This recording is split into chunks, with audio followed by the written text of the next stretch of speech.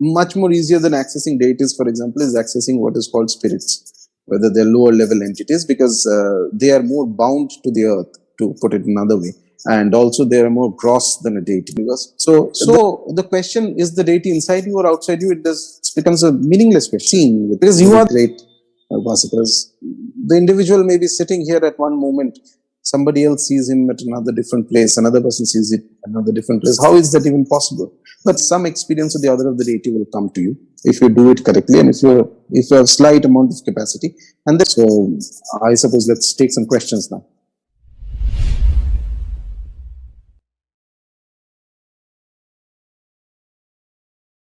Rajarshi, if I may actually start with my first question, yes, which I was indicating towards at the beginning of, before we started the talk.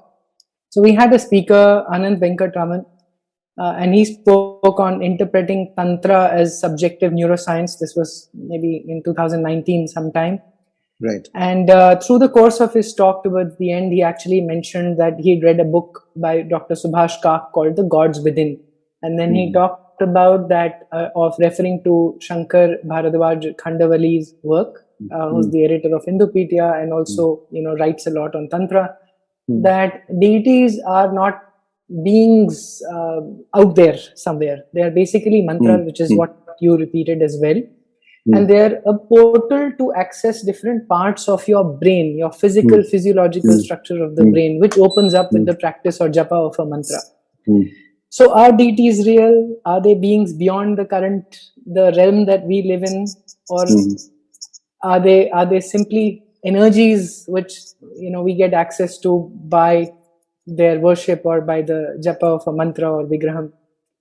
So let me give a small example. Suppose you are here and there is the world around you, and you are looking at the world and you are understanding, and suppose you put on a certain contact lenses, suppose those who have spectacles or something. Suppose a contact lens is a little fancy contact lens. I don't know if such a thing is available in the market, which has a certain color tinge, blue or something. So you wear that and you look at the world, regardless of whether the world outside exists or does not exist. To you, the world is going to look in that, say it's a blue colored lens, it will look blue to you, or it's a yellow colored lens, it will look yellow to you. Now, this question, this dichotomy that you see, whether the deities are inside or it's unlocking some potential inside you or whether they're outside, is mainly because you are imagining at the beginning that there is an outside objective world and there is you, who is a subjective entity.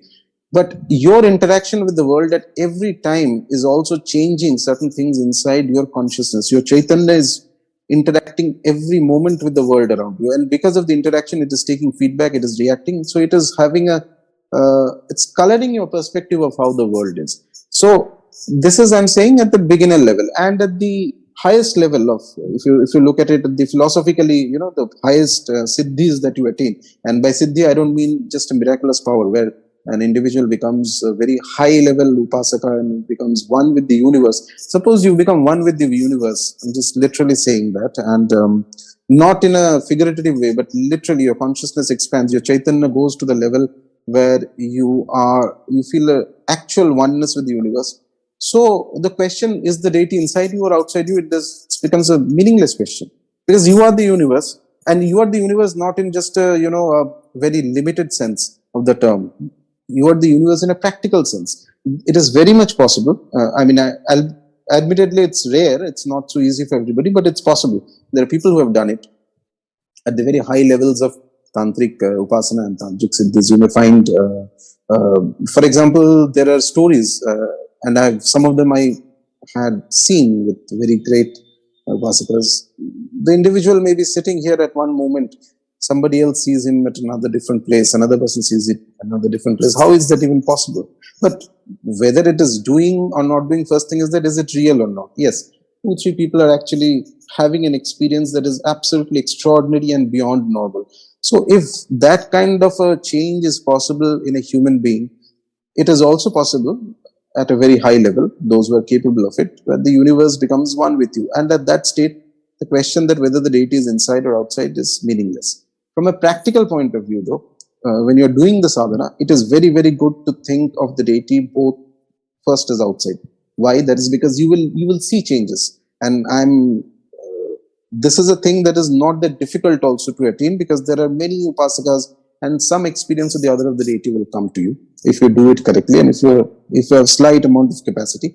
And that experience initially is not going to be only an experience internally that I'm sitting and doing japa and I feel a lot of bliss. वो सब ठीक है. You will also feel, you will also see that deity, and you will see that it is not a figment of your imagination, because when a specific deity comes, he or she has a specific nature. It will also cause certain changes around you, practical changes. It is very important. In fact, that is one of the ways in which you realize that your sadhana is actually going to some level. And to put it in another way, let's keep deities aside for a moment. It's difficult, it may be difficult for a lot of people to actually access a deity. Much more easier than accessing deities, for example, is accessing what is called spirits, whether they're lower level entities, because they are more bound to the earth, to put it another way, and also they are more gross than a deity.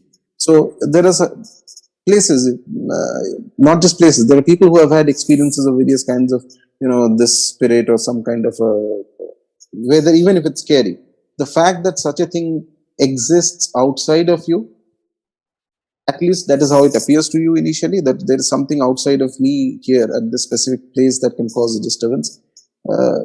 If that can exist, why cannot deities exist outside? They will be outside and they will also be inside. They will be inside when your consciousness changes. In fact, as I said, finally there is a state, and it's a very high state, where the deity enters into the body of the upasaka and stays there. The body becomes a yantra, the mind becomes a mantra. Such an individual at that high state, whatever he says is automatically going to fulfill, because his words become siddha, his actions become siddha.